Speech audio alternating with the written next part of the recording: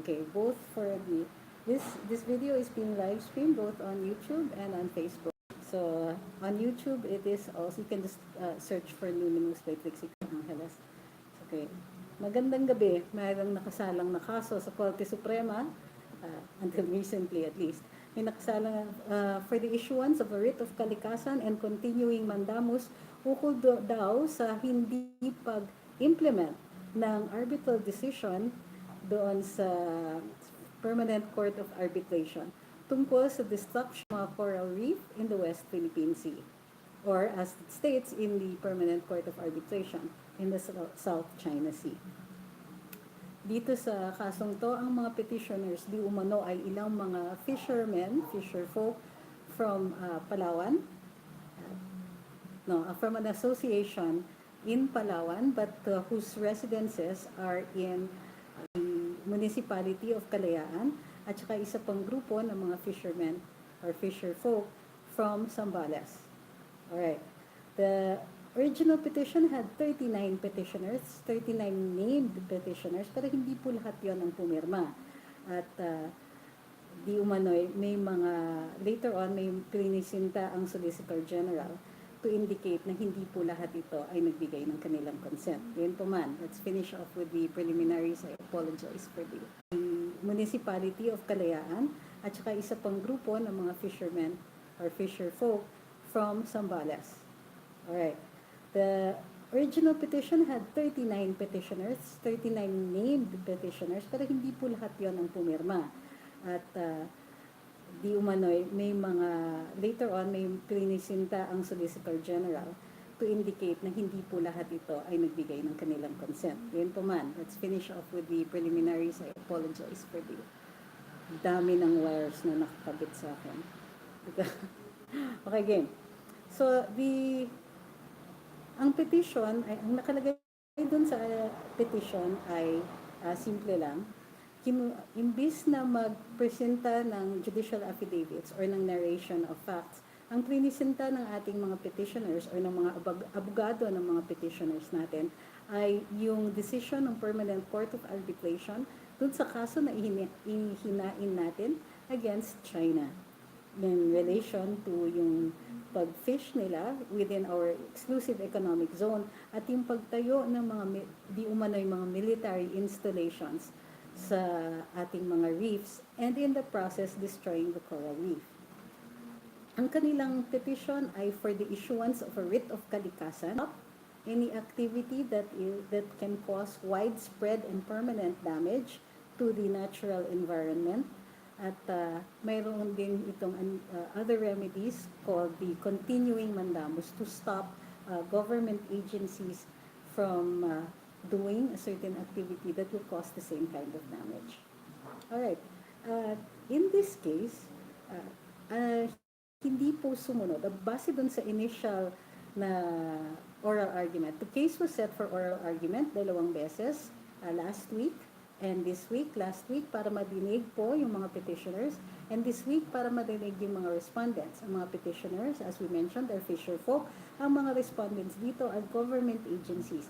At ang hinihiling po ng petition na ito ay para dun sa i-implement, or so yung writ of mandamus is not to stop a certain activity but to compel yung government agencies na sundan nila yung batas or i-implement nila yung obligation di umano na kasuhan ang mga responsible para dun sa destruction ng coral reef.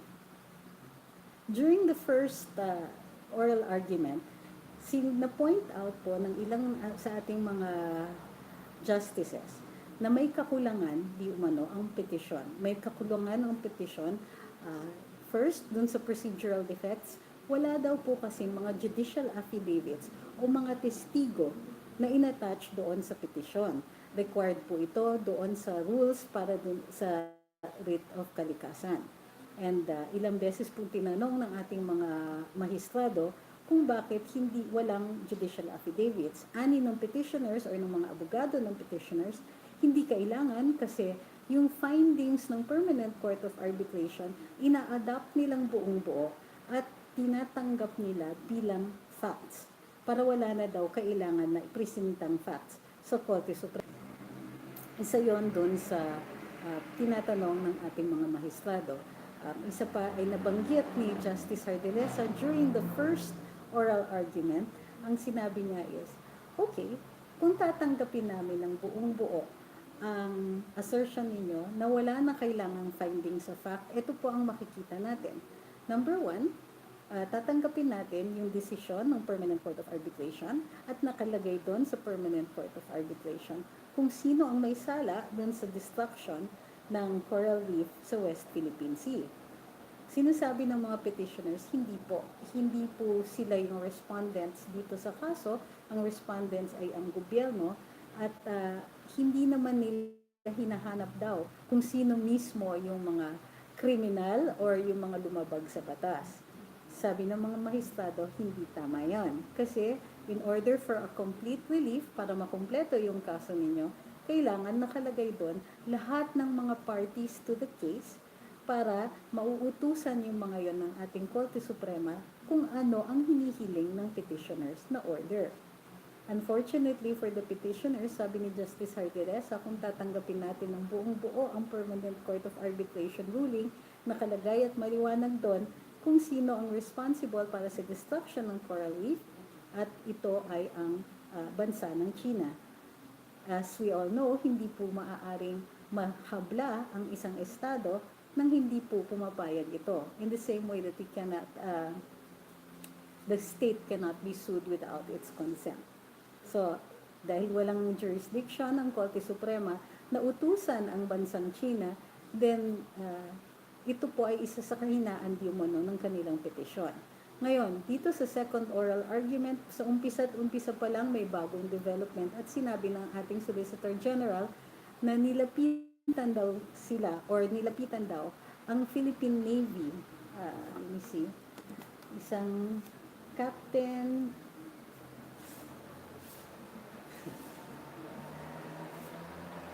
ang Gare ng Philippine Navy West in Palawan.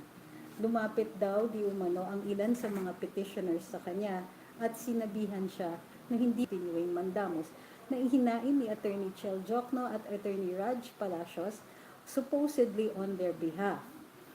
Ayon kay Attorney Chel Jokno, nire-represent daw niya ang mga mangingisda na ito through as collaborating counsel for the IBP.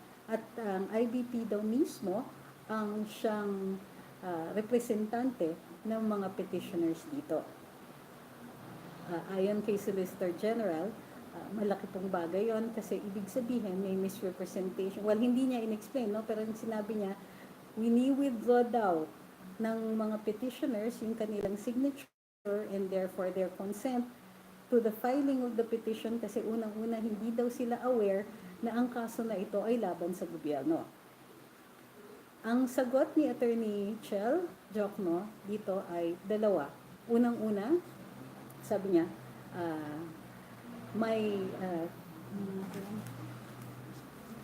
ang sagot ni Attorney Jokno, I had to write it down. Wait, hold on. Objections were not raised in the answer. Sabi ni Attorney Chel Jokno, hindi maaaring maggulpi-digulat si Solicitor General at biglang maglagay or magbigay ng panibagong depensa at this stage in the oral argument. Dapat in-include na niya yung kanilang mga defenses lahat doon sa kanilang kasagutan o komento na hiningi ng Korte Suprema bago nagkaroon ng oral arguments. Ang pangalawang depensa nila, sabi nila, mukhang pinakikialaman ng ilang tao or mga representante o mga nire-represent ng Solicitor General ang attorney-client relationship between the petitioner, fisherfolk, at yung kanilang mga abogado, Attorneys Chel Jokno and Raj Palacios on behalf of the IBP. Si Attorney Palacios daw ay abogado ng IBP kung kaya't siya ang main counsel dito at ang collaborating counsel is Attorney Chel. Sabi nung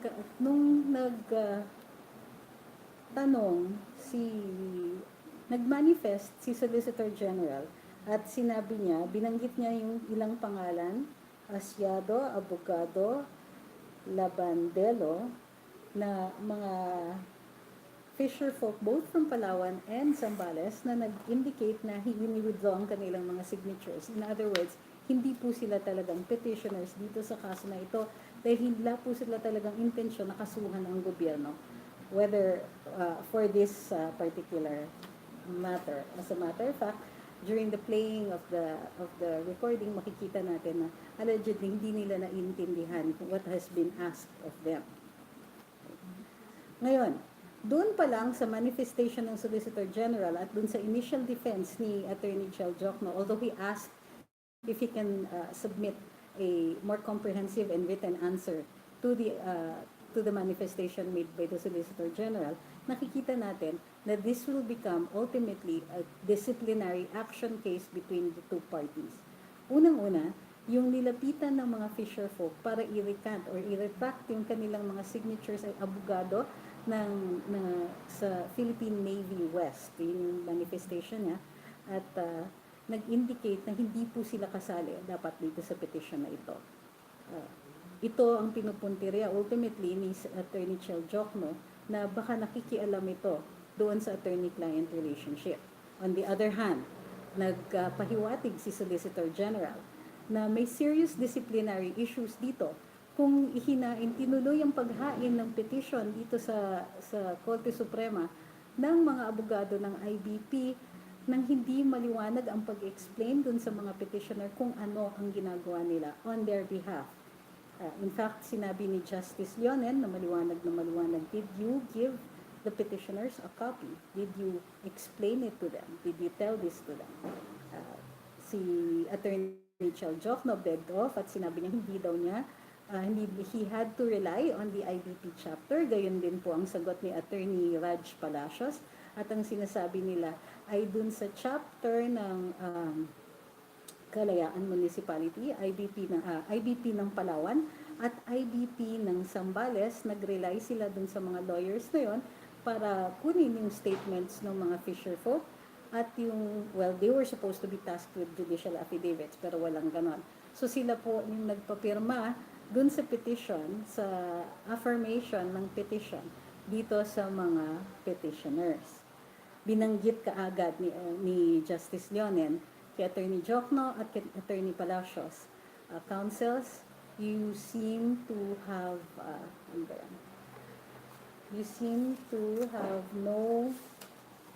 you're isolated from your clients. Kasi normally, dapat kung sino yung representante, sila yung kakausap dun mismo sa kliyente nila. You don't represent somebody you have never met. Okay, so now we will explain the disciplinary aspect of this case. Later on na yan. After, nung naging maliwanag, may prinisinta pa pala na video si Solicitor General di umano ni Attorney Angare, ni Captain Angare, nakausap yung mga fishermen na pinapakita na wala silang intensyon dun sa filing ng petition na ito and that they did not want to be parties anymore. So after the showing of the video, kinol off na ni Chief Justice yung oral argument at tinawag ang mga abogado for a conference with the justices. Hindi na po, isinuspende na po yung oral arguments at na-exclude na po yung publiko dun sa discussion between the lawyers and the court. So ngayon, after they came out, nag-issue na interview po si Solicitor General at sinabi na ang kaso na ito ay for dismissal na po. What does this mean? It means i-withdraw ng petitioner yung kanilang petition, although it will be in a joint motion with the concurrence of the respondents, which is represented by the Solicitor General. Siyempre, sabi ni Solgen, at tama po siya, this is considered a victory for the respondents, for the government of the Philippines, kasi nga sila yung hinabla eh. So ngayon, effectively, sinasabi ng petition na hindi na nila itutuloy yung kaso. May disciplinary aspect before we go into the actual case itself and dun sa mga merito ng kaso na ito. Dun sa disciplinary action, ganito po kasi yun. Ang mga abogado ay may obligasyon sa kliyente nila, sa bayan, sa Judikatura at sa ibang mga abogado. Ang sinasabi ni Solicitor General, doon sa mismong kliyente ng IBP, hindi po nila na fulfill, at least hindi sila maliwanag tungkol dun sa kaso na pinafile di umano on behalf of the fisher folk. Hindi po sila napaliwanagan ang kung ano mismo ang aksyon at hindi po translate sa kanila. Kung sakasakali ang mga signatures ng mga fisher folk could have been obtained either through fraud or negligence without the clients knowing what they were getting into. So, failure ito ng mga abogado to explain the case to their clients. And they fail in their obligation to do that. Ayon dun sa Code of Ethics, ay kailangan naiintindihan ng kliyente lahat at buong buo yung kaso nila kasi po sa pangalan nila hinahain ang kaso. And if ever, they will bear the burden of the victory or the loss of the case.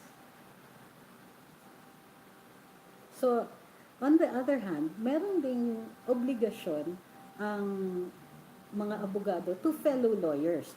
Kung kaya't mahigpit na pinagbabawal ang pag-i-interfere between the attorney and client relationship.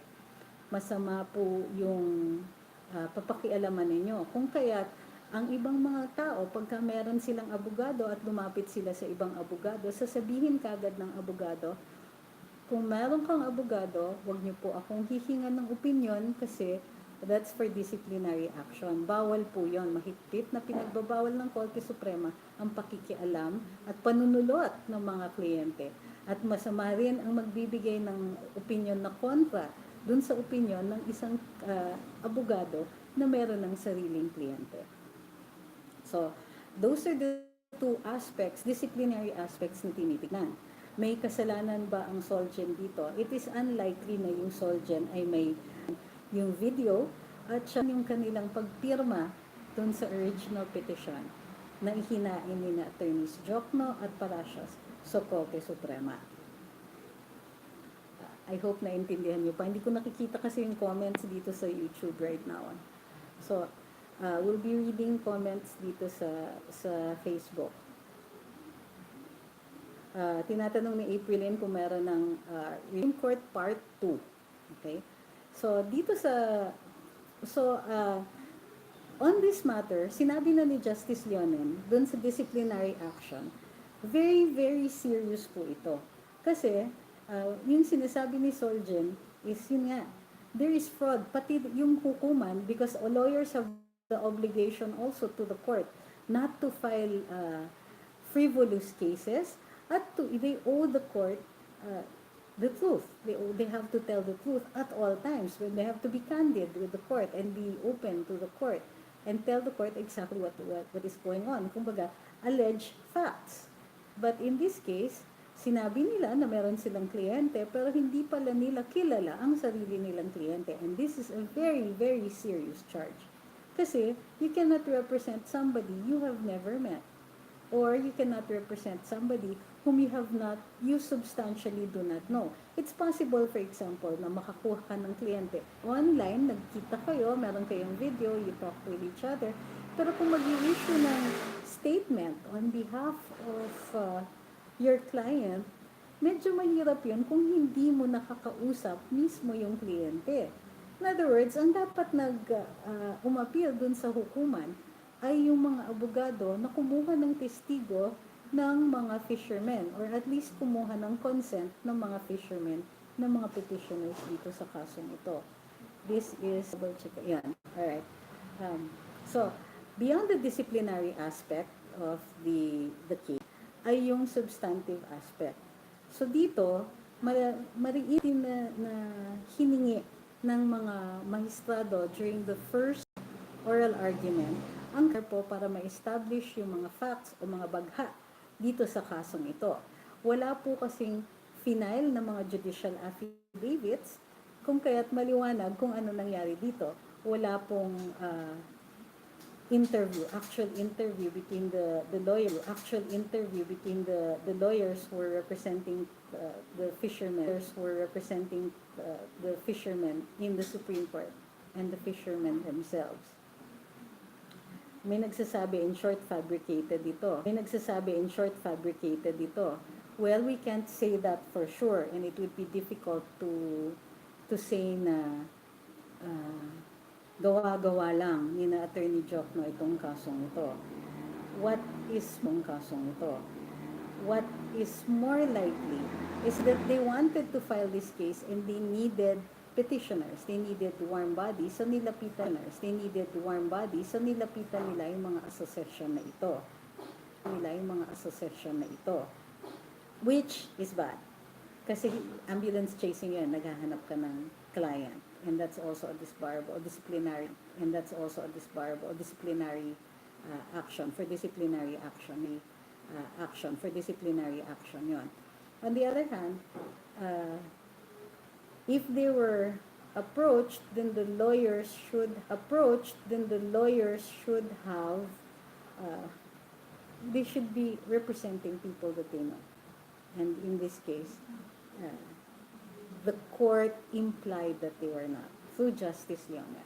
Of course, this is only in oral argument. This is most likely not going to appear in the final resolution ng kasong ito. Pero may serious repercussions po ito doon sa mga abogadong nag-file ng petition dito sa ating hukuman. Sabi ni Ron Passion, kung tinatanggi nga ng mga Fisher Folks clients sila, so walang panunulot because there is no client, ganun ba yun? Yes, actually, that's in a way that is true. Bale, ang defense yan nung Navy lawyer. What she could say is that preventing them. But this is a matter that has to be proven. In other words, what she should have done, or what the court might tell the Navy lawyer, si Captain Angare, that the thing you should have done first was to inform the Fisher folk to tell attorneys Jokno and Palacios or to tell the IBP that this is not what we intended and that we are firing you as our lado. That is the advice that Captain Angare should have given the petitioner. Kasi otherwise, nagmumukha siyang nanunulot. And worse, nanunulot para ma-dismiss yung kaso laban sa gobyerno. Remember, as a Navy officer, she essentially represents the government. So, dito on the other hand, yun na nga, medyo mabigat din. So, mabigat yung mga disciplinary effects on both parties. Hindi lang po dun sa partido ng mga petitioners, pero dito in the case of the Navy lawyer. So, when it comes to, but ngayon, ang sinasabi ni Solgen is for withdrawal na po yung kaso. So, the defenses na prinisinta po ni Solicitor General ay essentially, one, hindi nag-comply dun sa procedural requirements ng mga judicial affidavits, yung petitioners, and two, this is a suit against the state, essentially taking up what Justice Hardilesa was saying. Ang sinasabi ni Justice Hardilesa is that this is a case really against China. And what they're trying to do is compel the government to take action against China.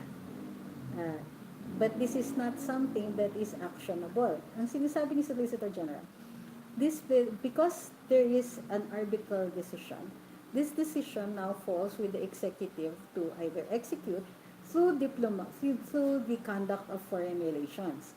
Hindi po maaaring makialam ang hukuman sa mandato ng executive, which solely belongs to the executive, which is the conduct of international and diplomatic relations.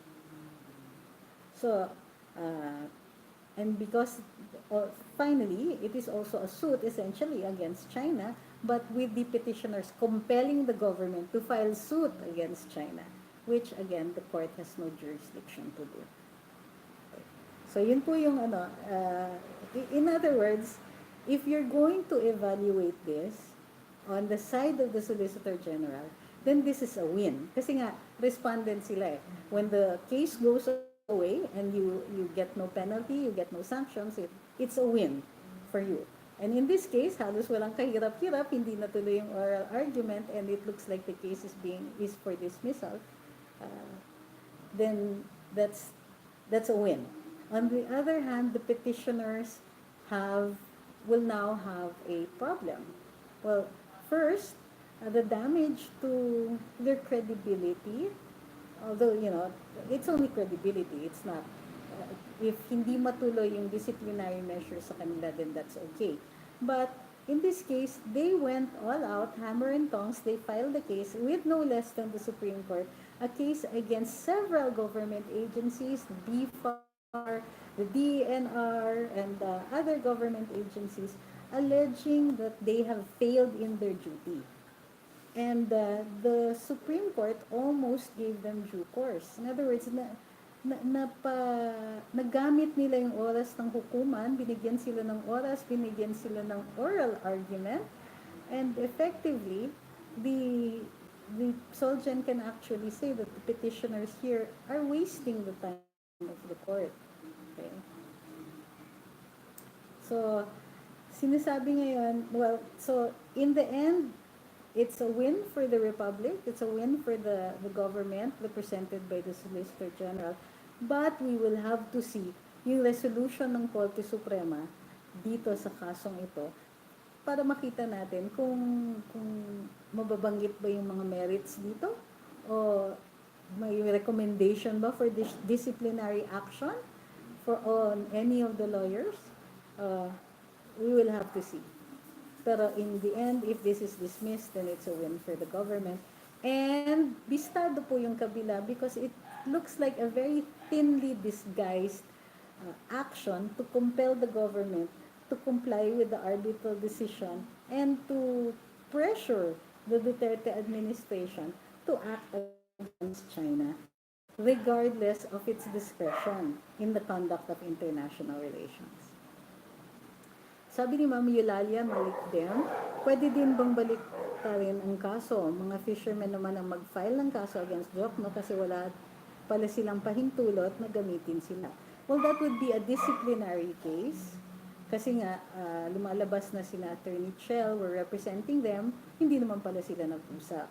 And hindi po maliwanag kung ano yung representation ni na Attorney Jokno dito sa mga fisher folk. Remember what Justice Leonen said. It's very, very serious. Ang sabi niya,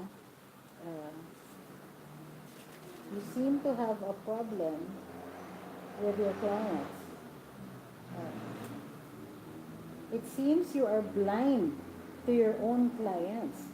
Even the collaborating counsel. In other words, even if Attorney Jokno is only collaborating counsel, medyo mabigat pa rin ang kanyang responsibility here. Sabi ni Avi Ramos, grabe naman ang pag-iingay nila sa media. Sa International Amnesty, sa Amnesty International, si Maria Ressa mukhang nagdedilihensya ng datong galing sa foreign agency. Sabi ni Andy Bote, how soon can the repercussions be served or disciplinary measures? Well, you don't know because there has to be a complainant. It can be either the court because this happened before them. The court could cite them in contempt or initiate disciplinary proceedings against the lawyers themselves. Or the court can already say that, okay, all of you, you Attorney Jokno, you Attorney Palacios, you, all of the lawyers in the IBP who are responsible for the filing of this petition, you, the officers of the IBP chapter in Zambales, you, the officers of the IBP in Palawan, explain to the court why you should not be reprimanded or why we should not find you in contempt for wasting the time of the court. Okay, so it's possible that the court can do that, or the Supreme Court can also tell the IBP main, which I doubt it will do. Kasi normally yan, ang disciplinary actions, nire-refer ng Supreme Court for investigation with the IBP. But in this case, since the IBP is the respondent, the lawyers of the IBP are going to be the respondents, it's likely that the court will issue whatever action should they find that there is a need for such a disciplinary action. Sabi ni Sheila Gaga, can somebody sue Jokno and Attorney Palacios for the misrepresentation? The Fisher folk yan. And I think the Solicitor General could initiate it. Sabi ni Edna Bigwasen, paano po ngayon yan? Ano po ang magiging parusa kay Attorney Jokno or other alternatives? Ma'am, pasensya na po, hindi ako sasali sa mga name calling, particularly dun sa mga abogado, because, in the words of General Bato, shit happens. But in this case, they should also, they need to exercise more care, particularly dahil humaharap sila sa Korte Suprema. Sabi ni Ken Sanchez, can IBP members seek to reprimand the IBP leadership? Yes, any of the members of the IBP can ask the Supreme Court to discipline the officers of the IBP.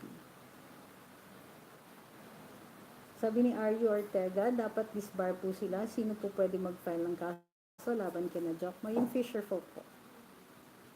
And possibly the Solicitor General or the Supreme Court can act on its own. Guys, sinasabi ko that there can be disciplinary action. It doesn't necessarily mean that there will be. Kaya yung tinatanong ninyo na kailan lalabas yun, you don't know. We don't know. Nobody knows because we haven't yet heard from the court and we haven't yet seen an actual complaint by the Fisher folk. Okay? So, it's possible.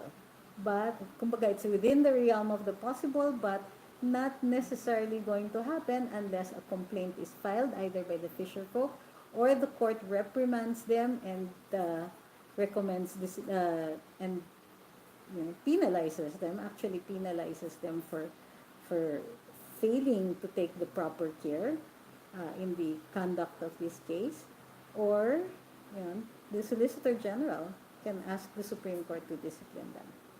Okay?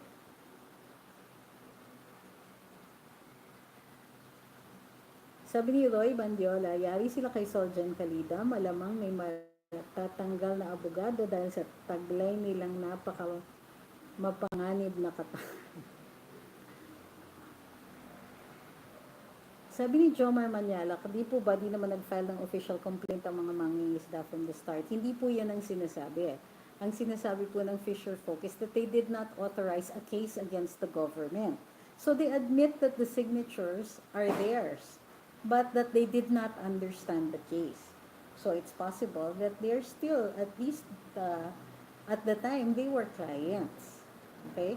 So, ang mali nga on the part of the Navy lawyer of Captain Angare is that if she was going to be really careful, she should have informed the Fisher folk, o tawagan ninyo or sabihan nyo yung IBP na you're firing them or you no longer want them as your counsels, tapos saka sila pumunta dito sa Navy.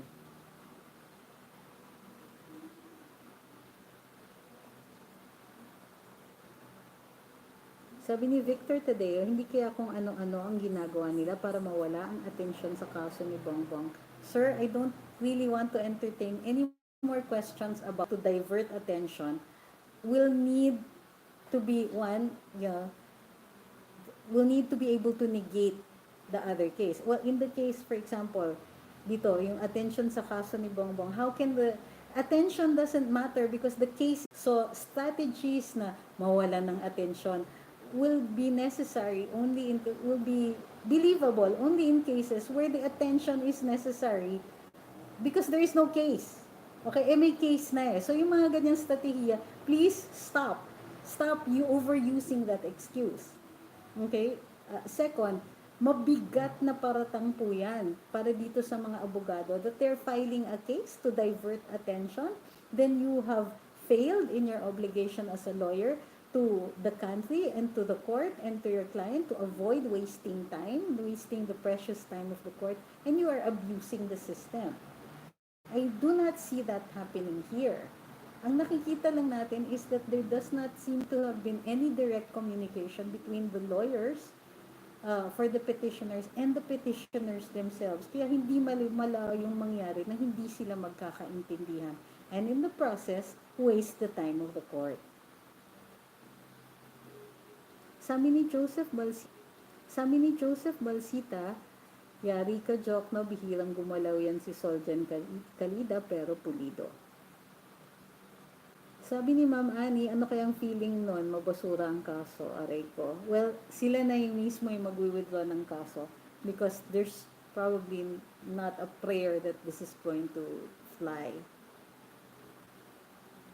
Sabi ni Nonoy Murillo, layman's terms na nangyari po ay napahiya si Atty. Jokno.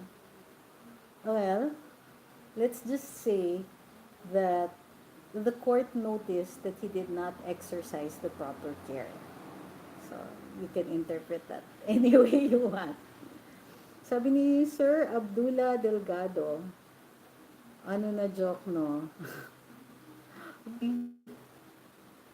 Christine Flores de la Cruz, why did they file a very weakly documented case? For them kasi, it was not weakly documented. There's no need for documentation. And in fact, di ba sabi nga ni Justice Hardelesa, I agree. Sige, let's take judicial notice. Kasi what the petitioners were doing here, they were asking the court to, wala nang testigo-testigo, wala na yung mga trials, wala na yung fact-finding, ganyan. Kasi, andyan na yung facts. Kinukuha lang nila yung decision ng arbitral court at sinasabi na these are the facts already. No need to prove them. Did they file a weakly documented case? Well, like I said, for them, it was not a weakly documented case. They were relying on the court recognizing or taking judicial notice, meaning tinatanggap ng hukuman na, ito fact na to. Okay? Ito fact na to. Okay? Yun yung gusto nila sanang mangyari. Which, if the court did, could possibly have dismissed the case. Kasi kung tatanggapin nga ng hukuman ng buong-buo yung arbitral decision, then it says there na for destroying the coral reef and violating our laws because there is no consent. The state is immune. Sabi ni Marco Ganalon, it's obvious that these are all part of the DSTAB efforts. Sabi ni Angelito Buluran, salamat, naiintindihan ko ngayon ang mga ginawa ni Jokno. Tama lang na madisbar siya dahil affected ang law profession at fair play and justice. At isa pa, apektado ang gobyerno at buong bansa ng dahil lang sa political agenda ng LP position. That's a better characterization actually. Sabi ni Rainier Diaz, nagkatotoo sabi niya sa Karambola early June na magkakakaso sila na kakaiba para tumatak sa utak si Jokno. Kaso, nag-backfire sa kanila. Correct. That's why they are filing this. That's why Attorney Jokno was chosen to be a collaborating counsel kasi it puts him in the limelight. And even if they lose, well, if not this way, no? Even if the court says that, your petition must fail, it makes him look like a hero, diba? I'm trying to protect the environment, I'm trying to go up against big bad China, etc. And it gives him a showcase for his talents in case he should run in 2022. Sabi ni Gloria Jane Bailon, could he have just filed the case in his name? Hindi po kasi siya damaged eh. Kaya po yung mga fishermen ng petitioners ay dahil sila po ang naapektuhan dun sa pagwasak ng coral reef, nawalan ng isda, nawalan sila ng hanap buhay. So, wala pong damage on the part of Attorney Jokno. Sabi ni Joey Mancilia, how can the IBP be held liable with all of this weak case? Well, the fisher folk may have to file a suit against them. Well, file a complaint for disciplinary action against them, against the officers, not the IBP. No, the IBP will not be liable, pero the officers, the persons, the lawyers na humarap dun sa mga fisher folk, sila po ang posibleng makasuhan. I'm not saying it's going to happen. What I'm saying is that it is possible, and if it is possible, then the complainants should be the people who are affected, the clients. Sabi ni JC, haba na name. DOJ should file disbarment case against these lawyers. Hindi po yung DOJ. Hindi po sila yung kliyente. Yung client po ang mag-file. Or pwede na rin yung court yung mag-take cognizance dun sa kaso nila for disciplinary action. Okay. Dun sa mga nagsasabing dapat ma-disbar sila, well, disbarment is just one of the penalties. There's also suspension and there's also admonition. So, don't, kasi baka ma-disappoint kayo pag hindi po nangyari yan. Ang point dito is there are different kinds of disciplinary action. Halimbawa, si Attorney May Lucereno, dahil sa certain actions sa hukuman, ay inadmonish ng hukuman, hindi siya dinisbarred, hindi po siya sinuspinde. Sabi ni J.A. Ariquez, the yellows never learned, the universe conspired against them, just an observation. Sabi ni Maria Lea Rueda Bernabe, guys, please let Piduts finish his term. I'm done with this yellow propaganda. Pag masama talaga plano, mabait talaga ang Diyos. Sabi ni Myra Verona, sino ang pangarap ni Jokno na maging presidente? Kayo talaga. Okay, so i-recap po natin anong nangyari dito. Today was the second set of oral arguments. Dapat para marinig yung mga respondents dun sa kaso na inihain ng IDP representing fisher folk from Palawan and Zambales against the DENR and other government agencies. At ang hiling nila ay mag-file ng mga kaso at i-implement ang batas na in relation dun sa arbitral decision ng China, in other words, to implement the fisheries code at hanapin at i-prosecute yung mga taong sumira sa mga coral reef at yung mga nangingisda ng walang permiso sa ating gobyerno doon sa ating exclusive economic zone. Pinoint out during the first oral argument ang weakness ng mga kaso nila, walang judicial affidavits, hindi po kompleto yung mga partido, and even if the court accepts in full lahat ng mga nakalagay dun sa arbitral decision, wala pa rin pong kaso dito kasi po may immunity from suit because ultimately the ones liable or responsible para dun sa destruction ay ang China, and you cannot sue the state without its consent. So, dito sa second oral arguments, may surprise si Solicitor General at nag-manifest na may mga petitioners na inuurong yung kanilang signature dun sa petition or yung kanilang agreement to the filing of the petition because hindi daw fully na-explain ito sa kanila. Hindi po nila alam na ito ay magiging kaso laban sa gobyerno at wala naman daw pong usapan na gano'n. During the course of the oral argument, may nilabas na video tungkol dun sa showing itong mga fishermen na nag-explain kay Captain Angare of Philippine Navy West sa Palawan na hindi po nila intention mag-file ng kaso dito sa gobyerno. Dahil dito, sinuspindi ng Korte Suprema yung oral arguments kanina at tinawag into conference yung mga abogado. But before that, na-point out po in the course of the oral argument ni Justice Leonen na wala po silang, it seems, counsel, that you are blind to your own clients. So may na-raise po dito na possible disciplinary issues against the lawyers involved. First, against the lawyers representing the IDP, Attorney Palacios and Attorney Chal Jokno, for filing a case na maliwanag na hindi po pala nila kilala ang kanilang mga kliyente. So, on the other hand, nire-raise din ni Attorney Jokno the possibility na pinakialaman yung attorney-client relationship nila at nag-encroach dun sa relasyon na ito ang lawyers for the government.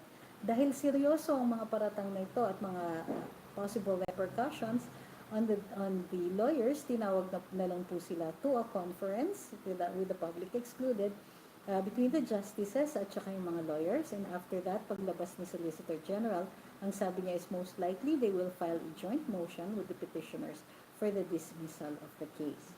And he considers this a win on the part of the government. The damage that we see on the part of the petitioners is, one, of course, the failure of their case. Two, the revelation or the showing that they have no identity with their clients, that they are blind to their own clients, that they possibly misrepresented the desires of their clients or they were not clear on it. On the other hand, the Navy officer should have advised the fisher folk to fire their lawyers first before going to them, uh, part of the councils. And we will see. We're not sure yet what the court was going to do to them, if at all, if any. But they are all vulnerable. If the fisher folk do file an administrative case against the lawyers in the IDP, then we can see that this may have a large chance of succeeding. On the other hand, the lawyers for the IDP could also question the actions of Captain Angare. Yun lang po. For more on this discussion, bukas po nasa Karambola tayo at i-explain natin with TP chiming in and Boss Conrad and Boss Jonathan. Ay, wala pa si Boss Jonathan. We'll be discussing this issue again in Karambola with more detail, additional detail. Kasi marami pa akong notes dito. Halimbawa, yung mga sinasabi ni na Justice Hesmundo at saka yung defenses nga, yung complete defenses ng Solicitor General. Sabi ni Tanner Smith, hindi pwede i-dismiss na maaaring may kinalaman si Jokno dun sa pagpunta ni Bicoy sa IDP. Then, isa pa itong case niya na ito. Hindi ba parang nagpa-power trip na siya dahil officer siya ng IDP? Actually, Attorney Jokno is supposedly a consultant at the IDP. So, hindi natin alam yung exact participation niya dun sa Bicoy case. Sabi ni Chad Baritugo, Chell and Palacios deliberately committed a rookie mistake. I think that they saw this case as very, very important. And they forgot to act with the necessary care in handling this and in handling their clients. Okay. Bakit mabait daw ako? Mabait naman talaga ako. Sabi ni Jeric Datu, hindi po ito about sa Mindoro fishermen, kaso po ito na nangyari nung past admin na ang gusto ni Jokno ay ang present admin ay manago. Yes, that was another issue. Sabi ni Ma'am Grace Fedeluces, na sayang sabot ni Manang sa pagpunta sa Mindoro, nagpamerienda pa naman ng turon at lumpia doon. Well, hindi nga po ito tungkol doon sa Mindoro case. Sabi ni Riper Perenya, and this is a good comment, a good or bad commercial is still a commercial once it's out in the media or on the net, and they love these. Yeah, I agree. Kumbaga, good or bad publicity is still publicity, and if it's really about name recall, if elections are about name recall, then this is as much name recall as you can get. Sabi ni Johnny Walker, bait ng comment. Mabait naman talaga ako. At saka we're talking about fellow lawyers here. I don't really like bashing fellow lawyers. We're allowed to comment on each other's actions. Pero, kung Harry, na-impatient si Harry. Pero, I don't like to get personal. Sabi ni Rena Bahar, good evening. Thank you for your explanation. Jokno saw the fact, walang basihan para ma-impeach ang presidente. Sabi ni Fred Fama, kinis ko, expropriate the Art Deco buildings in Manila. Layo naman ng we'll have another live discussing this, the heritage of Manila. Tinatanong ni Ronald Bravo kung proud kaya ang De La Salle kay Attorney Jokno because he's the Dean of their College of Law. Ako yung ganyan. Sabi ni Rowena Menpin, kapag nag-file ng kaso ang mga fishermen laban kay Jokno, anong kasong isasampa? Administrative case po. For disciplining them. For acting without either explaining in full or to misrepresenting them in this case. Sabi ni Sydenham, they did not expect to win the case. That could be possible also. Sabi ni Sydenham, the objective is to win media mileage. Okay, maraming salamat din po. Ulit, pagtangkilig ninyo dito sa live na ito, don't forget to like and follow sa Luminous by Trixie Cruz-Angeles and Ahmed Paglinawan. On Facebook, we're also on YouTube. We'll try. Okay, may nagtatanong kung ano nakalagay dun sa t-shirt po. It says, allow me to explain why I am right. Yeah, bigay po sa akin yung t-shirt. So I wore it. It's a little big for me. Um, and don't forget to like and share this video. And don't forget also to subscribe to the Facebook, uh, Facebook or to YouTube so you can get our live as soon as it's uploaded or as soon as we're doing it. Maraming salamat po. Don't forget, may karambola po bukas, 8 to 10 ng umaga. We will be there. We'll discuss this further and you can also put your questions in dun sa Facebook Live at sa YouTube live stream namin. See you guys tomorrow.